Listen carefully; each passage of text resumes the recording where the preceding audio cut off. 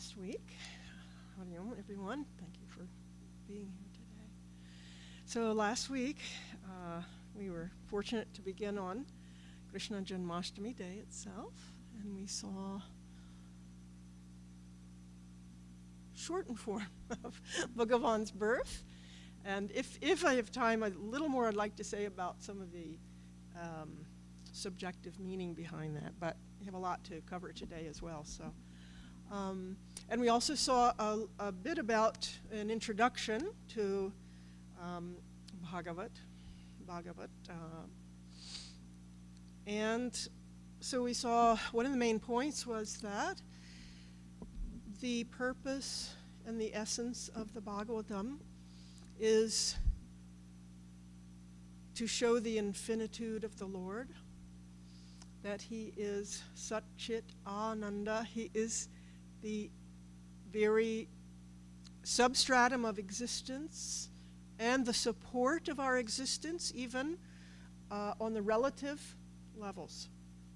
So we may depend on feel we depend on other people and other channels for income and security and all that, but all of them depend on the one, the infinite, which is ever there and ever the one who is blessing us with all these other things that we feel we depend on. So he is the substratum, the support. He is Chit, the illuminator. He is that illumining consciousness by which I am experiencing being alive, even, right? And illumining all our experiences and perceptions. And he is that Ananda, which we are seeking in every minute, every experience, right? Even if I move to be more comfortable, I'm looking for that. I'm looking for that comfort, that joy of that. So Veda Vyasaji composed this Mahapurana. He composed all of the other texts as well, we spoke of last time, as well as the Upapuranas, called Upapuranas. And this is the Mahapurana. Why? Especially because it contains the life of Sri Lord Krishna, Bhagavan. And he composed it because he saw, and he also was instructed by Naradaji, that Vyasaji was feeling still a little bit incomplete, not completely satisfied with all the voluminous work he had done. Why? Because Naradaji said, now you have to completely just describe the infinite glories of the Lord, the love of God. Because, especially in this age, and we'll see that again and again in the Mahatmyam today, because in this age of Kali, our strength, our mental strength, physical strength, everything has come down from the previous ages, and we're not able, it is more difficult, let's say that. It is more difficult to reach that liberation or realization through the means of, great tapas, meditation, all these that were done so prolifically in earlier ages. But in this age, and we'll also see that story later on about why King Parikshit allowed Kali to even continue to exist. And why? Because there's that, everything has its specialty. And he could see even a little bit of good in anything. That's the way our mind should learn to be. So he saw that even in this age of Kali, that bhakti and just singing the names of the Lord, hearing the glories of the Lord itself is enough to liberate us. Right? So, for our benefit, here we are living now, and it seems to be, Kali means, the age of quarrel. What is going on right now? We all know. So, Now, a few more points. So the Purana, and most of you may already know this, but for all our benefit, myself included, Purana, what is the meaning of Purana? So Pura yat Nava. So it means that which is ancient or old, yet always new, Nava. What is that? What is that which is the most ancient before anything, before other things appeared to come about, and which is ever new every moment, is that infinite divine reality. Pura yat Nava. And I mentioned last time as well that it is said that this Purana contains the essence of the Vedas and Upanishadic teachings. Yet, it communicates that in a unique way. And that is the sweetness. The sweetness. And in this Bhagavad, it is said, in fact, that just like in a tree, probably maybe, let's say, in a maple tree or a mango tree, whatever, the essence of the sweetness is there in the tree because it, but we don't get it by eating the bark or just the leaves. But when we get the fruit, that mango fruit, the ripe fruit, we get the whole sweetness. So this Bhagavatam is the sweet fruit of the Vedas. The sweetness is the beauty, the glory, the love of God that is expressed here, that we see. And so it is much easier for us to eat the sweet fruit, right? We get the essence of all the knowledge, the jnana, through this Mahapurana. And now the Bhagavatam, and I know most people here are much better in Sanskrit than I am, but comes from Bha means light, to shine, right? Ga here means to go or to reach, to attain. Va from Vara means perfect, without holes, without imperfections. Tarani, the means or the boat, right? So the Srimad Bhagavatam is that which reveals the supreme light of Paramatma and is the means by which to cross this ocean of samsara forever. Bhagavatam. Also, so it also means that which is related to or of Bhagavan. And Bhagavan means, because, in Hinduism, everything is explained very, very clearly, very specifically, so we know what we're talking about, right? So Bhagavan is the one who has all the wealths. And what are those wealths? In full infinite measure. So, jnana, vairagya, dharma, yasha, fame, shri, wealth of everything, all kinds, and aishwarya, rulership. He's the inner controller in everything. Not the boss, not whoever. Okay. All right. Bhagavan is the boss, and he's the one who allows someone to be a boss temporarily, or emperor, or king, or president, or whatever it may be. Right? So, surrendering to him, then like Prahlad, right? His father thought he was the boss, Hiranyakashipu.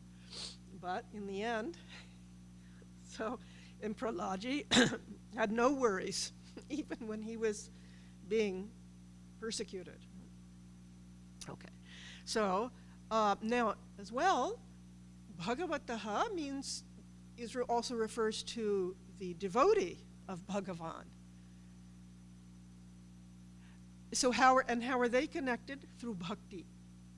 So love or bhakti,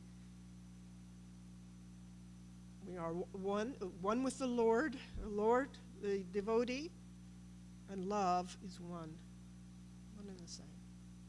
So when we have developed that pure love of God, we are one with Him. We are one with all beings, as we see in the great Mahatmas in their lives. And we mentioned last time that Lord Himself told Uddhavji, when he was just about to leave the earth, that because Uddhava was asking, how is Dharma going to be supported when you leave? Who's going to protect us, your devotees? And Bhagavan says, I leave my very self in this Bhagavad. My tejas, he says, I leave my tejas, my power, everything in this Bhagavatam. So the Bhagavatam is not a book, not just a book. It is the embodiment, is the word form of Bhagavan Krishna. And I know a devotee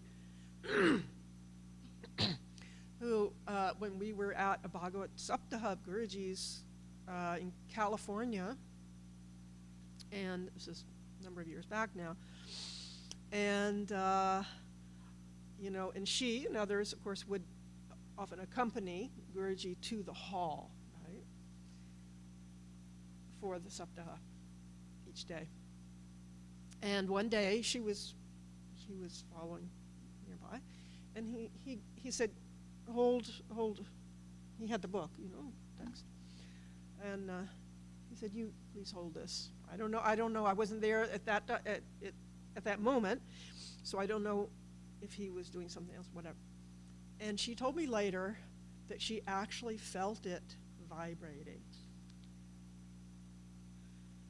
Now, certainly that was also by Guruji's blessings that she would experience that, but, that's the truth of it. Okay. There's probably other points too, but those are the most important ones. Now, we're starting today with the Bhagavat Mahatmyam, the glory of Srimad Bhagavat, because this is traditionally done before the start of, and this is the start of it, actually. And these short 6 chapters actually come from the Padma Purana, and so it's giving the Mahatmya means the glory of Bhagavat. And why this is done preceding the start of the first skanda, because as Guruji has explained that, it's only when we hear the glory of something, the uniqueness, the greatness of something, then we have, I want to hear that. And so it gives us a greater appreciation for what that is, a desire to hear it, and then it will also explain how we should listen to it and what is the effects, it's the result of listening to Bhagavatam. So now, this goes in there's many different speakers that come in and out. Next time maybe I'll make a chart in case anyone needs to see it. I need to see it sometimes. But, so, now, in Naimisharanya, forest of Naimisha, anyone can correct me if I pronounce something wrong, which is there near, I believe, Lucknow, and somewhere in that area, right? And in this place, the rishis yogis would come and do rituals for the benefit of the whole world. Another personal experience of someone I know, an American lady who is a devotee of Homa. She does small homas, very, very devoted to that. And her teacher took, she and others there, and right below the top sand or whatever, it's all ashes, and probably very deep below, from hundreds of thousands of years of these yajnas being done. Yeah. So in this place where the rishis would come regularly to do these rituals, now in between, there were short breaks between each ritual. So then here is Sutta Rishi, who is being asked questions by, here is Shaunaka Rishi. And so Shaunaka Rishi is asking on the behalf of all the rishis there, and yogis and devotees there. And, I didn't even do the invocation prayers, did I? Yeah, but I didn't do the, okay, even here it begins with, okay.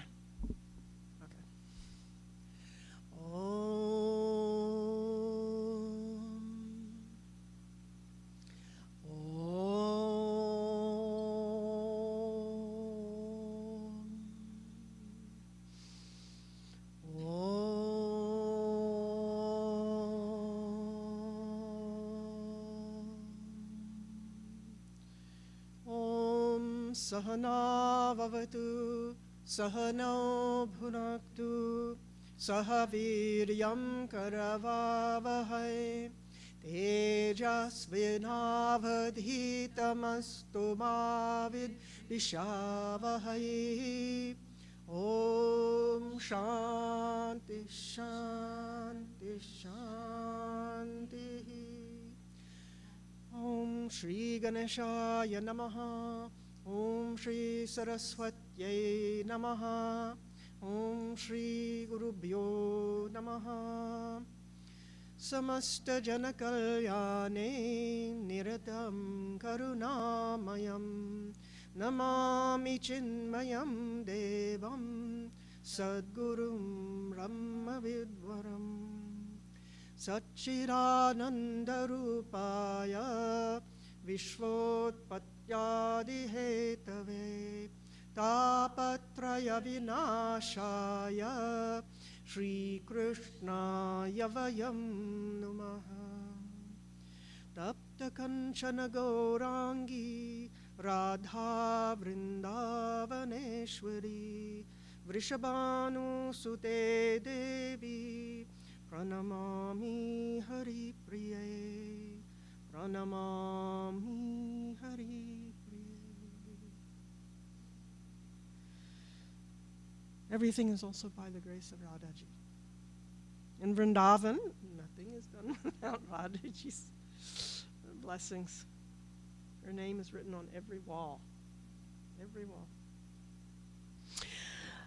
All right. So now, and it's first mentioned before Shaunakaji speaks, is that, and this is part of actually an invocation, is that it's also invoking Vedavyasaji's blessings, and that when his son, Shukadev, was born, actually, before he was born, he refused to be born. I've read someplace 9 years, another place I've seen 16. So he wouldn't come out. Poor mother. Why? Because he was a Brahmagnani. And he knew that the power of Maya would be so strong after coming out of the womb that he didn't want to come out. And finally, he came out, but then he started walking for the forest. birth itself. And Vedavyasaji, he had that fatherly love, and he said, "Oh, son, come back, come back." And he came back only when he heard the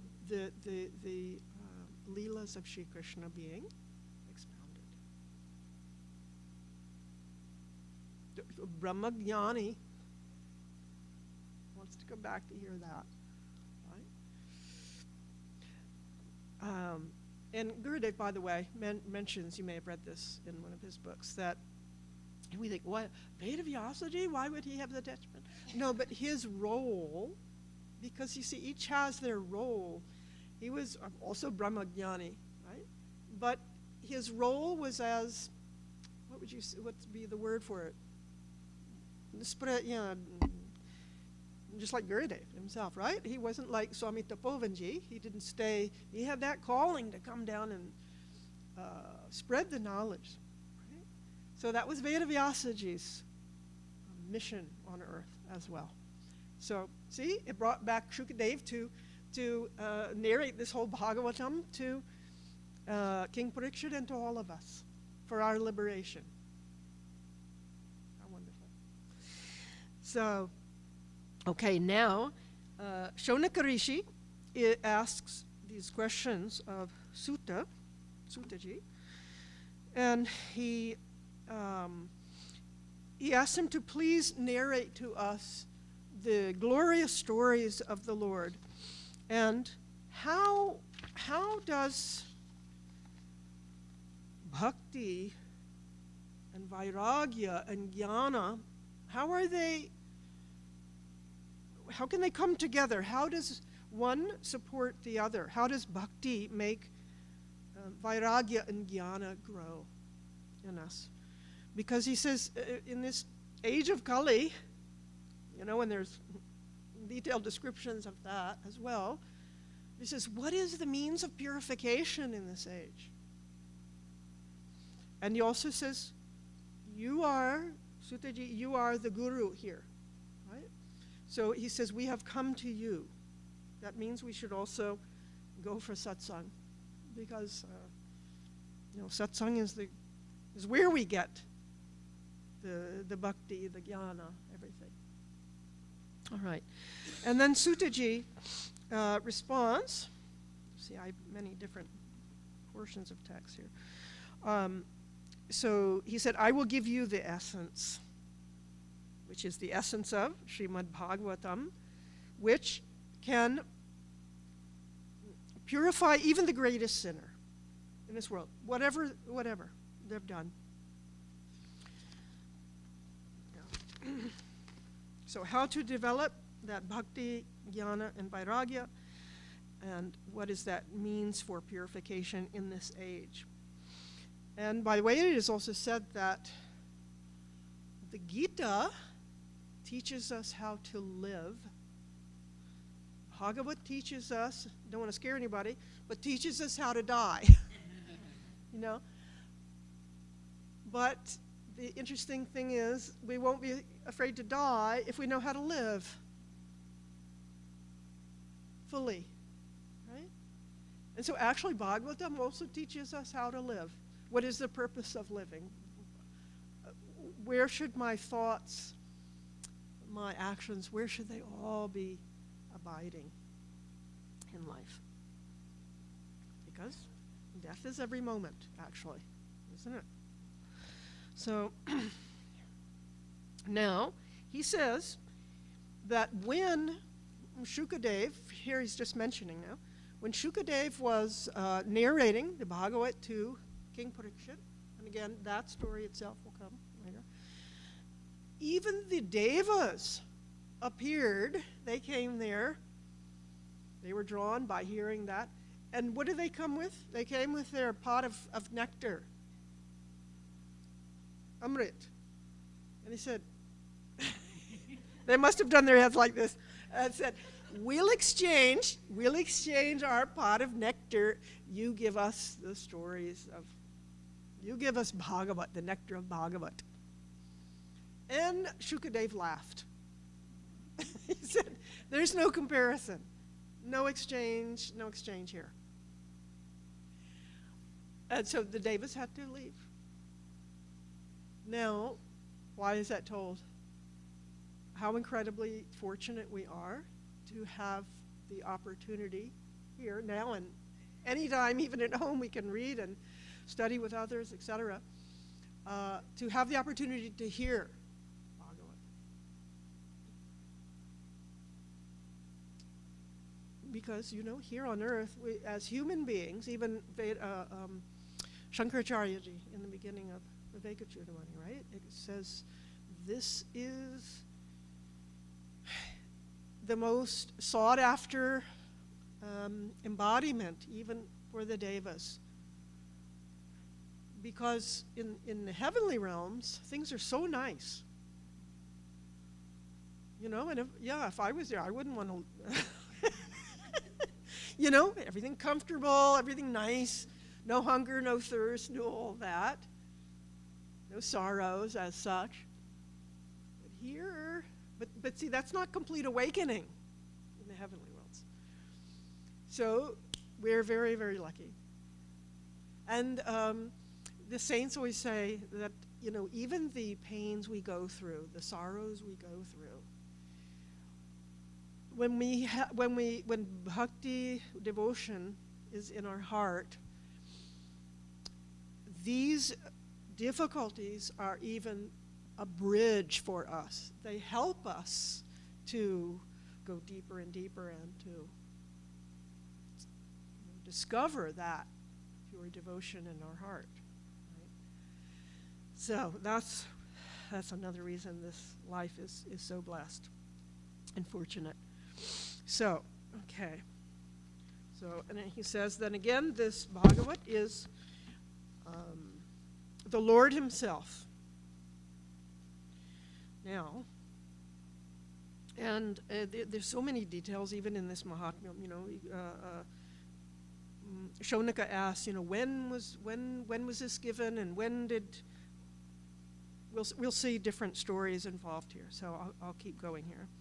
He says there is nothing purer than the Bhagavatam, and its essence is the essence of all jnanam given in the Vedas and Upanishads. And he says,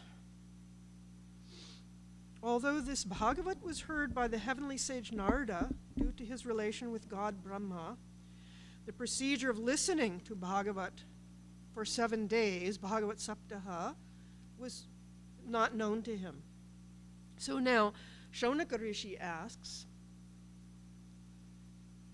Narada Rishi? But he says he's always moving around. He never stays in one place. So, how did he come by this?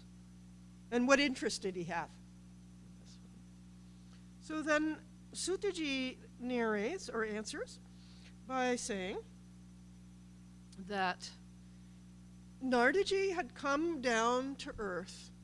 He was visiting, and he was visiting many, many holy places, all the greatest holy places, and he was getting very disappointed because he wasn't seeing, a high, degree of tapas, jnana, etc., vairagya. And so he got very disappointed, and he was not seeing satyam. No, they had come down. Tapas, shocham, daya, compassion, or dhanam, right, charity. So everyone was more occupied in eating. Eating. And, mind getting a little more dull, etc. And there's more descriptions of Kali Yuga, which everyone probably knows. And then finally, so he was getting very disappointed, but finally as he was traveling, he came to Vrindavan, and he felt some better. He felt better there. But there's a lot of devotion. But he saw a very strange sight. He saw a young woman there by the river, Yamunaji. And there were two old men lying on the ground, totally, as if just totally in a comatose, in a coma. Right? And she's concerned, and he comes up to her. He says, who are they, and what is wrong? And she says, "Oh, sage, I feel better even just by seeing you." And she said, "This is a very strange situation, because they are my sons. I am their mother." And she looked young. She was young. But the two men looked very, very old, decrepit. And she says, "Why is this? Why is this? Please help me." And Naradaji doesn't understand why. And he wants to find out how to help her. Now, and he asks, "What is your name?" And she says, "My name is Bhakti. I also was losing strength, getting old. And she said, I was born in Tamil Nadu." Now this will mean something to you. Okay? "I grew up to maturity in Karnataka. At some places in Maharashtra I was respected, but after coming to Gujarat I became old and decrepit." Now, the footnote that Guruji gives on that is that, but you see all the Gujaratis, they took note of this, and now they have become full of devotion, right? So, that is the thing. So, due to, I became crippled in this Kali age, and my sons, what are their names? Jnana and Vairagya. They are old and decrepit. This is not right. I am the mother. I should be older, and they're young. And so she says, "Please help." And Naradaji says, in this present Kali Yuga, which means Kali means also differences and quarrel, right? It is due to no one is interested in jnana and vairagya. And so they have become weak.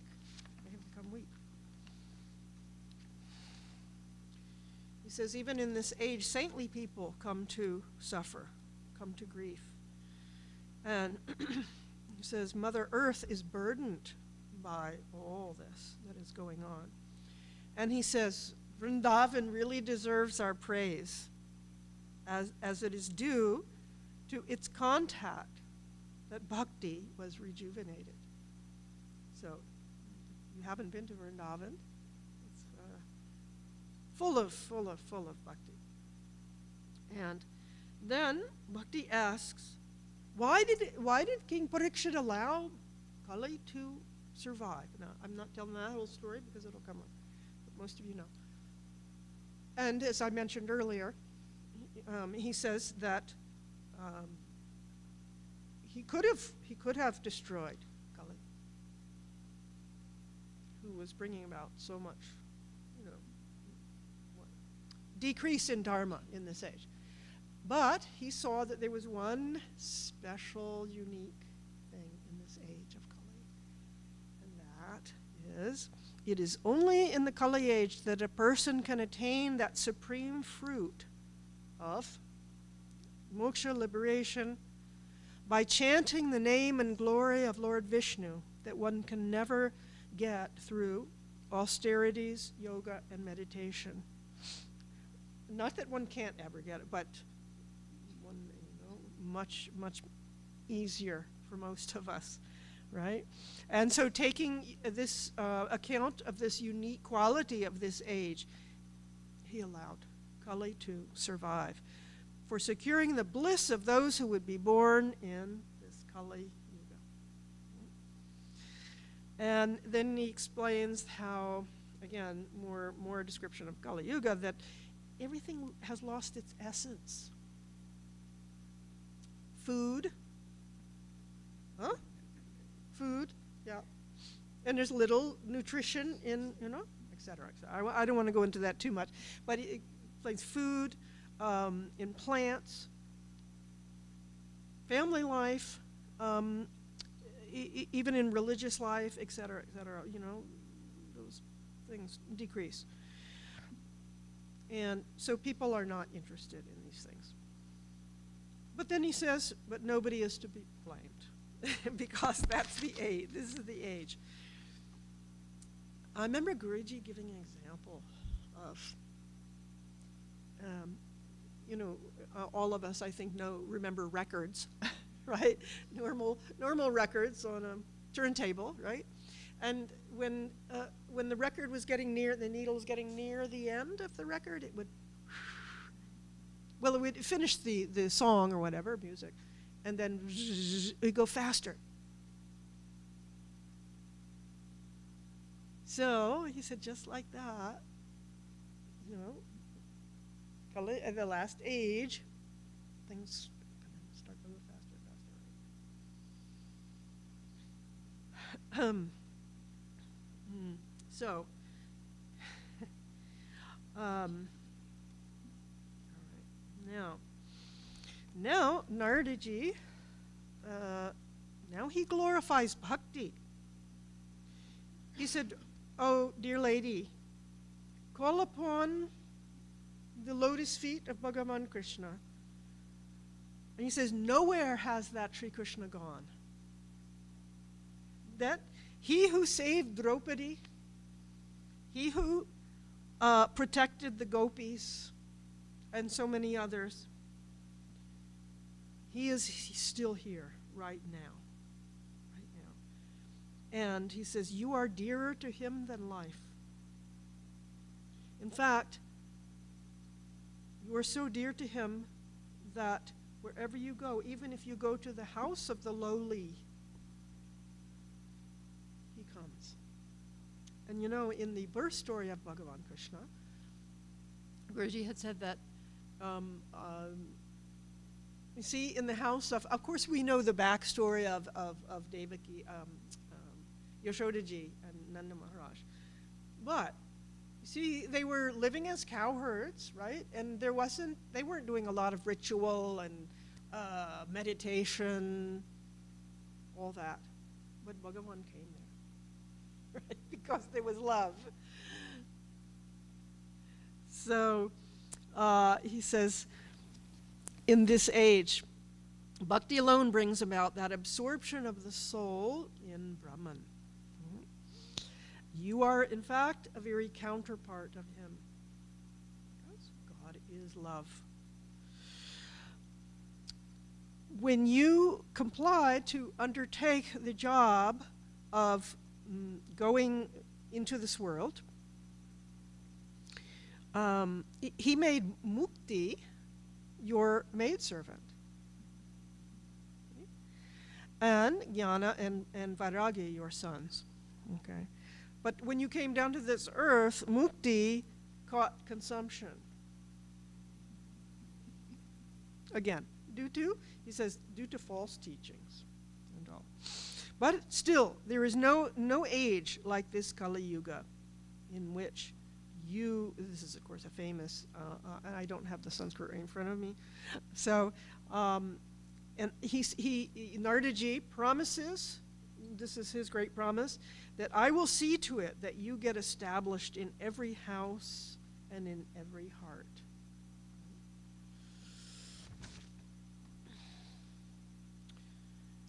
So, and it's not that Bhagavan can't be attained through, great jnana, vairagya, tapas, etc. Even through ritual, when there is that pure understanding, and but everything depends on love, because we can't attain anything through these if there isn't that love and devotion. Right? So devotion alone is paramount, he says. Paramount. Now, when Bhakti Devi heard this, she became nourished just by hearing that. And she prayed to Naradaji, please bring back my sons, from their coma. So Naradaji, so he got down and he started whispering or chanting the Vedas, Veda mantras, Jnana and Vairagya, and Bhagavad Gita even. And they slowly were yawning. A little bit of waking up. But they didn't come any more than that. And Bhakti is despairing, what else can be done by me? And Naradaji is thinking that, what else can be done? And he hears a voice saying, again, a disembodied voice saying, perform satkarma, righteous action, to achieve this, bringing back Jnana and Vairagya to life. And go ask saintly persons, what and Naradaji then wonders, what is that special action that should be done? And he starts asking many people, other devotees, and some think, there's no cure. There's no cure to this disease. Don't bother. Others said, we can't undiagnose this. We don't know what it is. What is this great action that should be done? And some just, when he had asked, they would just walk away. They wouldn't answer. Right? What is the political word for that? Fifth. Sorry. The fifth. The fifth. Right? Don't want to answer that. Okay. Now, so Naradaji began. He went to Bhadrakashram. Eventually, he got there, and when he was there, he met with the 4 Kumaras, his elder brothers, right? But they're eternally 5 years old. But because they were mind-born sons of Brahmaji, and Naradaji is also born of Brahmaji. And the 4 Kumaras, he was blessed to meet there in Badrik Ashram. And so Naradaji tells them what he saw, and he said, please reveal to me this remedy, this spiritual remedy for bringing them back to life. And the 4 Kumaras say, just like Krishna smiled at Arjuna when he was getting depressed, right? And they say, be cheerful. Let your mind be cheerful. Why? Because there is a solution. There is a cure. And he says that, Naradaji, you already know what that is, what that answer is, but you don't know the method of giving that.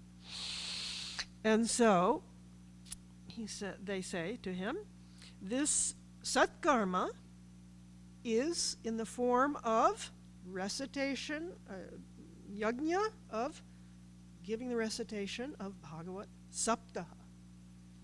7 days narrating Bhagavatam.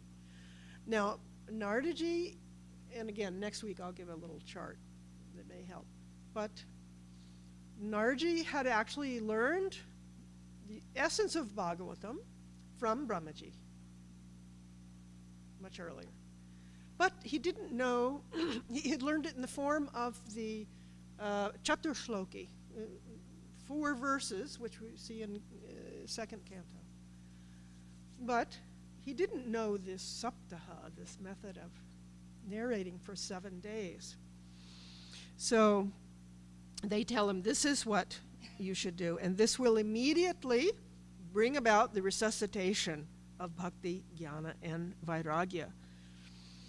Now, the Kumaras then continue, and they continue about the specialty of this Bhagavatam, which we've already gone over. It is the fruit of the Vedas. It is just like sugar is there in sugar cane everywhere, but you can't just bite into it anywhere. But if you separate the sweet juice from the sugar cane, then you get that pure sweetness. So, again, they emphasize the specialty of Bhagavat. And they mentioned him that he already knows this.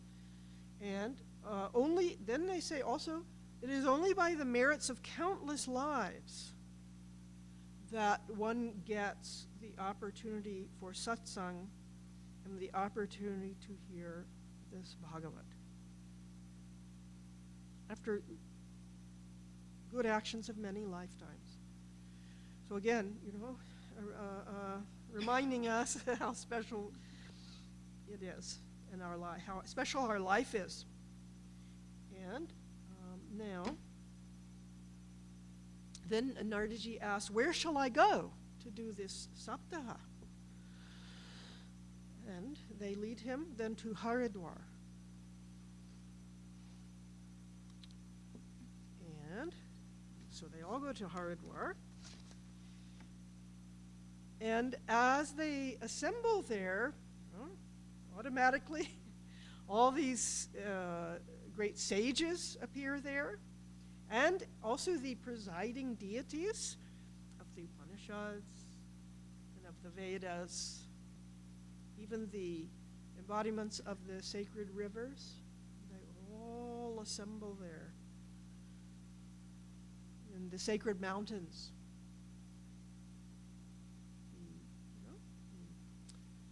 Presiding deities of those. You never know who's there in the audience, right?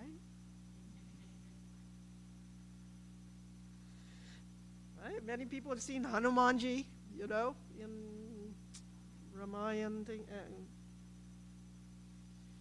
So, all right. Did I tell you? No, I won't go into that now. Okay. A story with Guruji again. So, I will, but I should be. All right. So, the Kumara said, we shall now describe to you the great glory of the Shuka Shastra, by listening to which liberation is in the palm of your hand. One should constantly listen to the Srimad Bhagavat. Now, so he goes on, actually, and there's in-depth explanation about how a saptaha should be conducted, and there's detailed instructions for that. So we're not doing a saptaha here right now, so we won't go into detail here, but so it's said wherever saptaha is done, even if you read at home a little bit, every day or whenever, that blesses the whole house, the family, everywhere. All right, so that is all given in detail. Now, he also explains how, the story of given of Uddhavaji and Sri Krishna before he leaves the planet Earth. Now, as this saptaha is going on, so the Kumaras are giving this saptaha, and when it ends, Bhakti herself manifests there. Bhakti, the embodiment of absolute love of God, unexpectedly manifested herself, accompanied by her two sons, Jnana and Vairagya, now fully rejuvenated, and uttering the names of the Lord, chanting the names of, Oh Hari, Govinda, Jai Shri Krishna. So, meaning that by listening to the Bhagavat, Bhakti enter the hearts of people. And because bhakti entered, also jnana and vairagya. Because those come automatically when there's love, right? When there's devotion. In fact, Sutaji says, it is from the very import of the story that she has now sprung up in everyone's heart. And so then Bhaktiji asks the Kumaras, where should I abide? Where should I live? And they say, go live in the hearts of the devotees.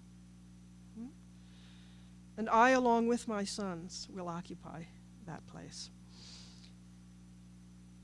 And they say, assuming the excellent form of Govinda, you persistently preserve the divine love among the devotees and cure completely the disease of samsara. And she went, immediately occupied their hearts.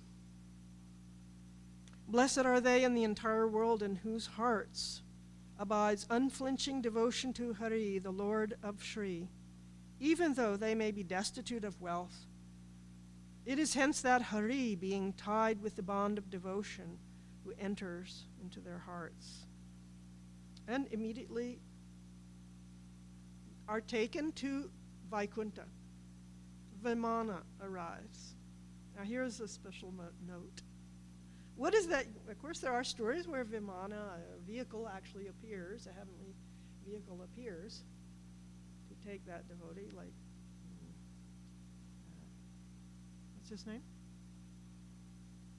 That devotee, very famous. Anyway, famous devotee who, Tukaram Maharaj, right.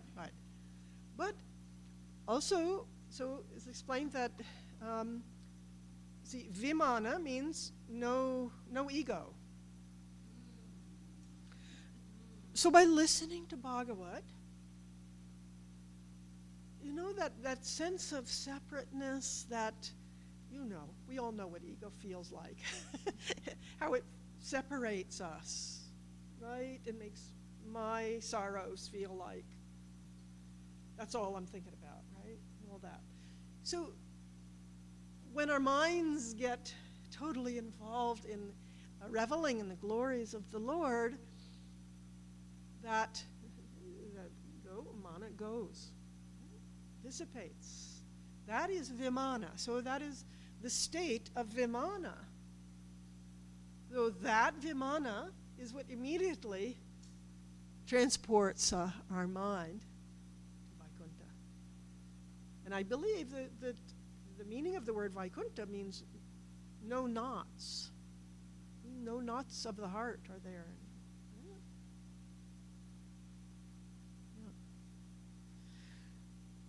So, we can all get in that Vimana, right? And the Lord, the Bhakta, and Bhakti become one. Now,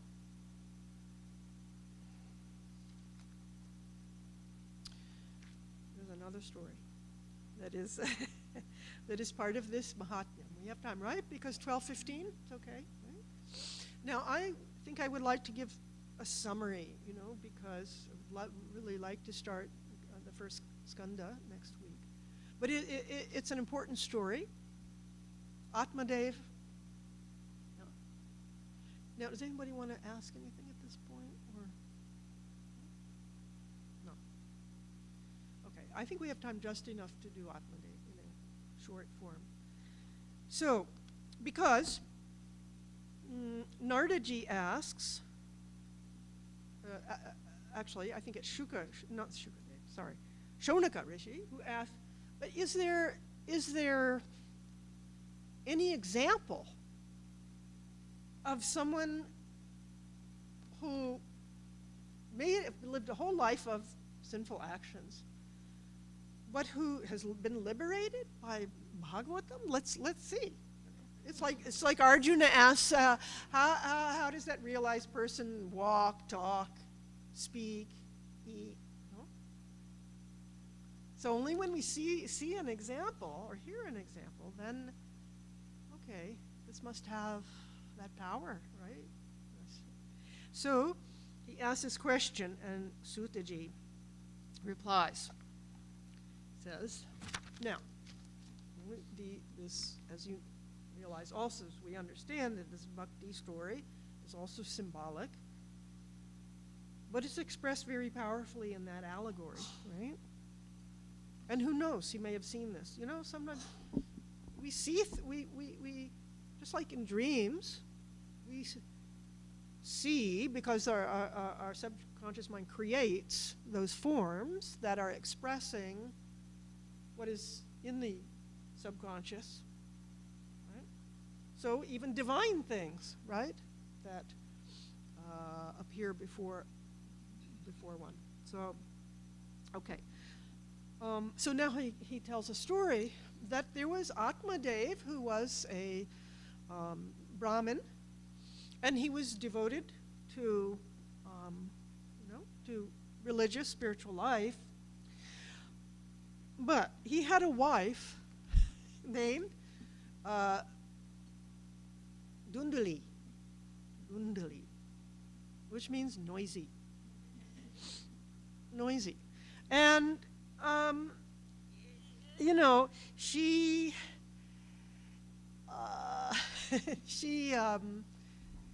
first of all, she didn't want to have a child because she didn't want to look fat. And, she thought, so much of my energy, I'll look old, She was devoted to her husband, but a lot of other things, right? And she loved to gossip. She loved to get the latest news in the town, right? And spread that news about. So she was real dundali. And but after a number of years, especially Atmadev wanted a child. And he felt he was getting depressed about it.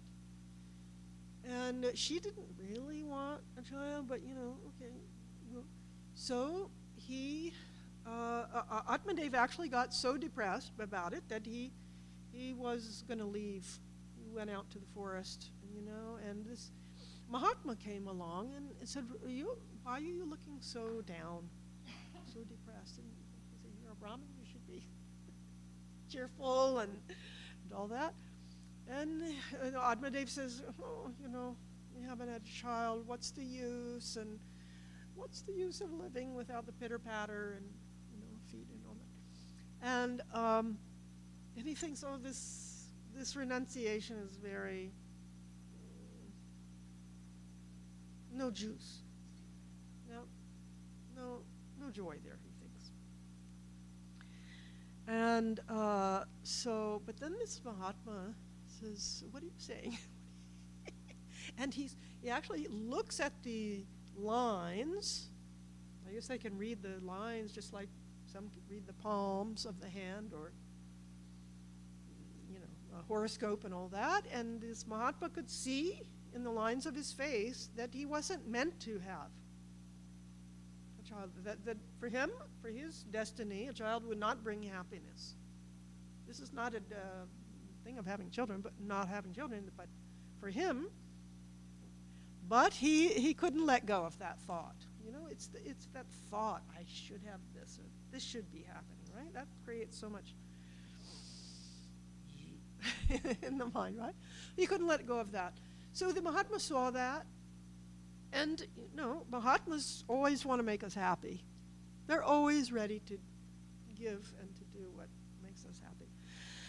And so he blessed a fruit, and he gave the fruit to Atmadev. And he said, tell your wife to eat this fruit. And he says, for a number of days, tell her to, eat just a little, enough, and do puja, etc. He gave her a few instructions. And in a number of days, she will become pregnant. So Atmadev was very happy. And he took the fruit to his wife. And she said, okay. But when he went out of the room,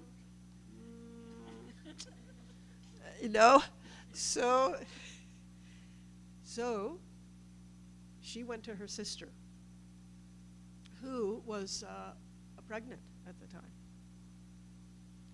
No, sorry, am I right? Great, because if I try to keep up with the which page I'm on, it gets very distracting.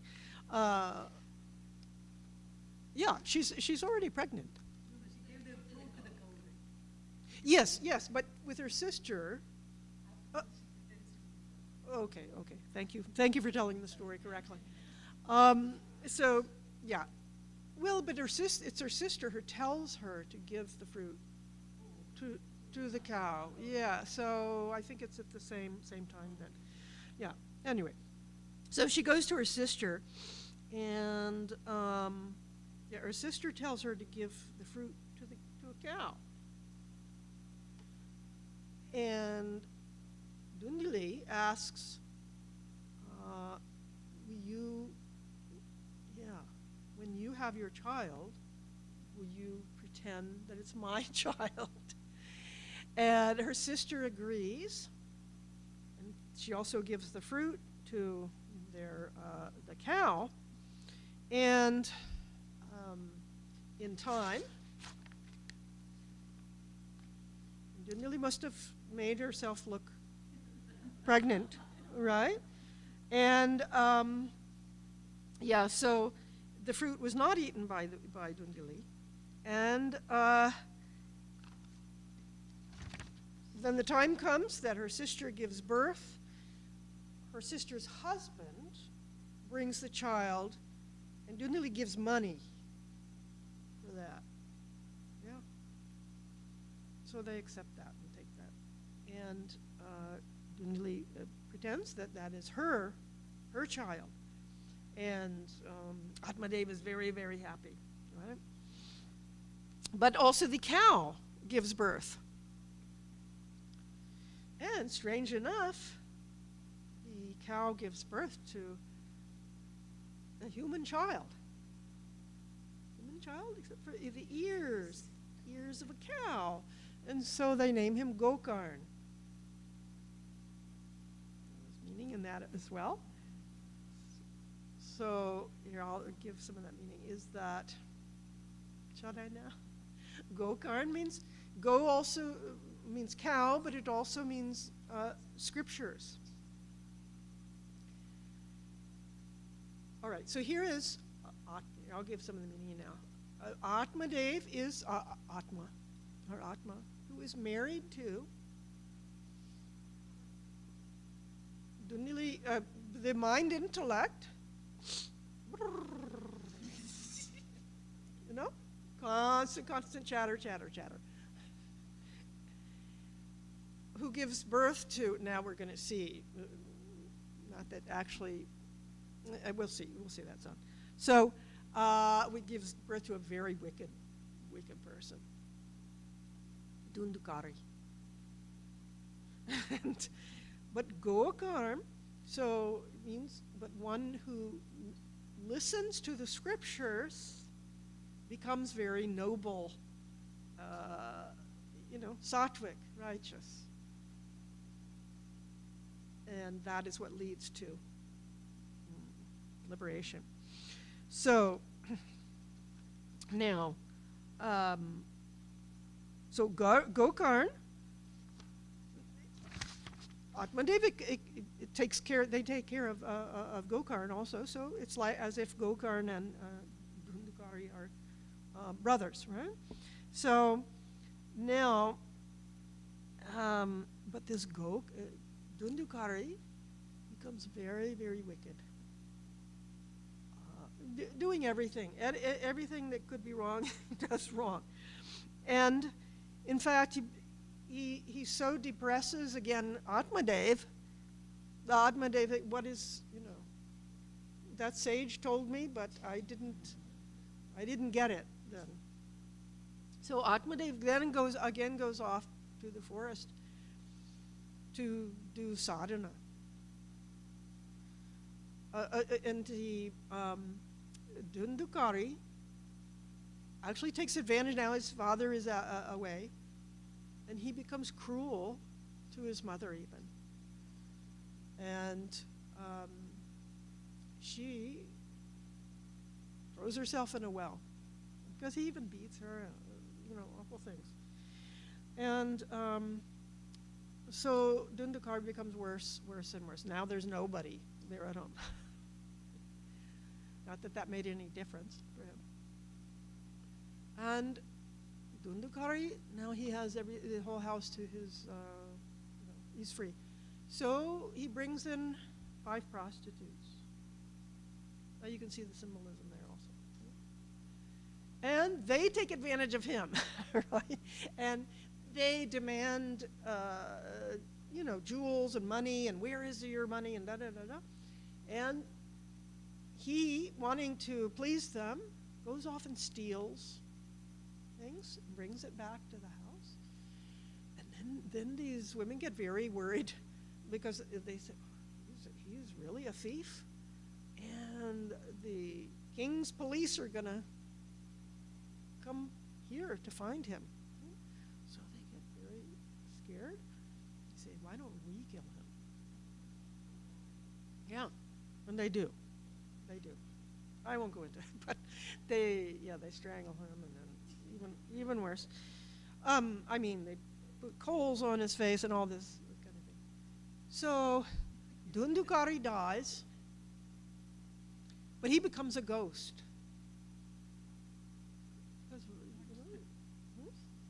Yeah, he becomes a ghost. Now,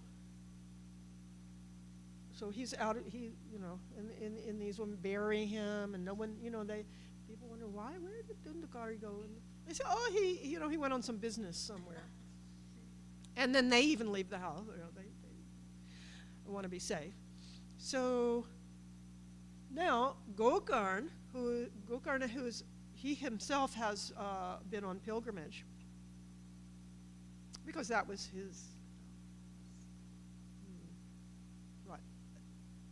his nature.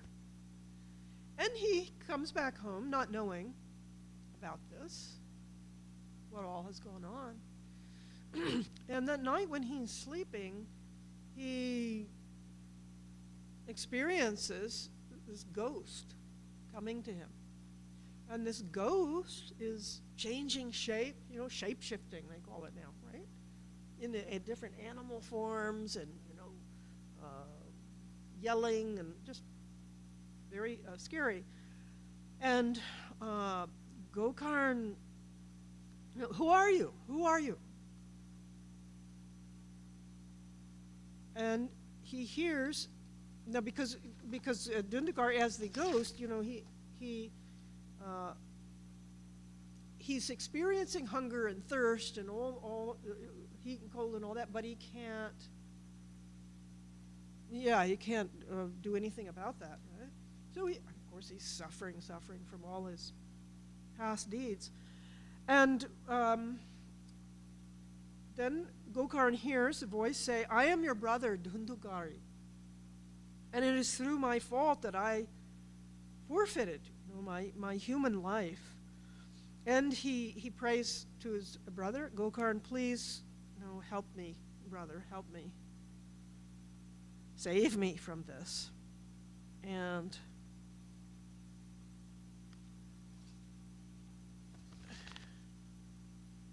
so he says, and in fact, I think I left out a point that Gokarn had heard. He had heard about his brother's death, and he'd been doing Shraddha ceremonies in all these holy places that he went to. But Dhundhukari that now says, that won't do it. That won't do it for me. There's too much bad karma there, he says. And so Gokarn is also, what should I do? And he goes, I believe it's to another saint, and he also prays to the sun god, Suryadev, and Suryadev tells him, you must do this Bhagavat Saptaha. That is the only redemption for him. And so, in short, Gokarn does this Bhagavat Saptaha for 7 days. And in the meantime, Dundukari has come, and, these ghosts, they're also restless. They're not held down to a body. But he goes into a stalk of bamboo that has 7 joints in it. And so he's there listening to the Saptaha, 7 days, and at the end of the first day, they hear this big crack. One joint has broken. The next day, at the end of the day, they hear another crack. Another joint released, broken. And after 7 days, all of those knots have cracked open loudly. And he assumed, then they see him, Dundukari, assume a divine form, dark like a cloud, adorned with wreaths of tulsi, wearing yellow garments and earrings, diadem. And he immediately came and bowed down to his brother Gokar. He said, "O brother, I have been redeemed from the sinful ghosthood by you out of kindness. Blessed is the story of the Bhagavat, which annihilates all the agonies of an evil spirit.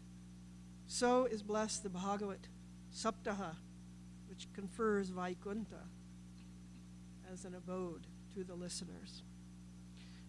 Now, so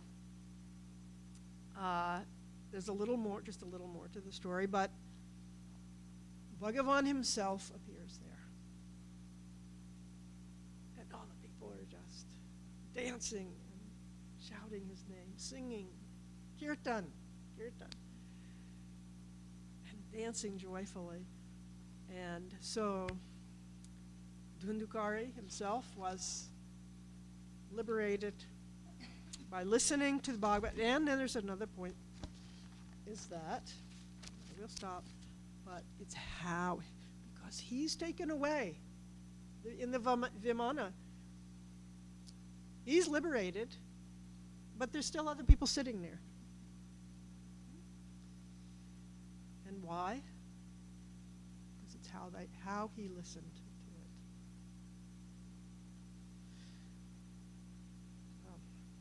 May I do just one chant, Bhajan?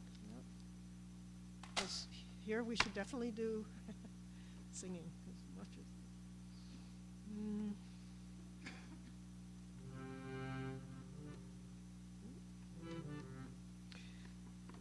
There's one or two keys here that are a little stuck.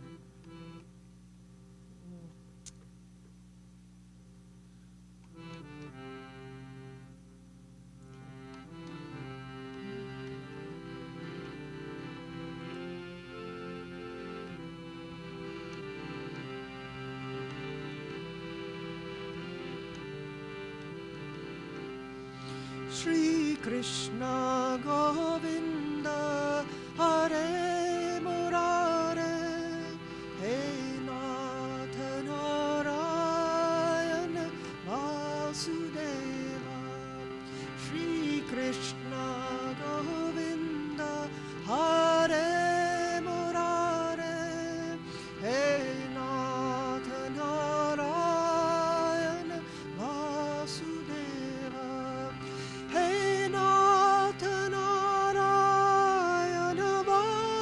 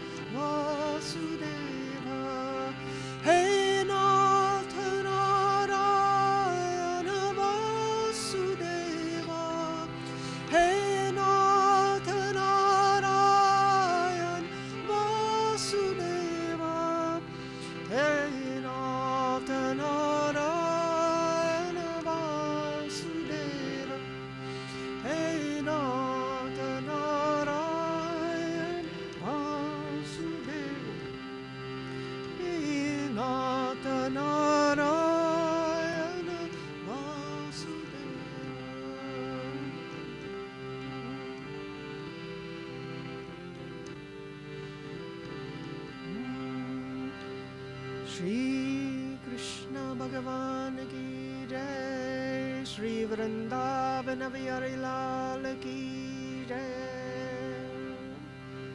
Shri Radhe Radhe Shyam, Shri Sadguru Nath Maharaj ki jai.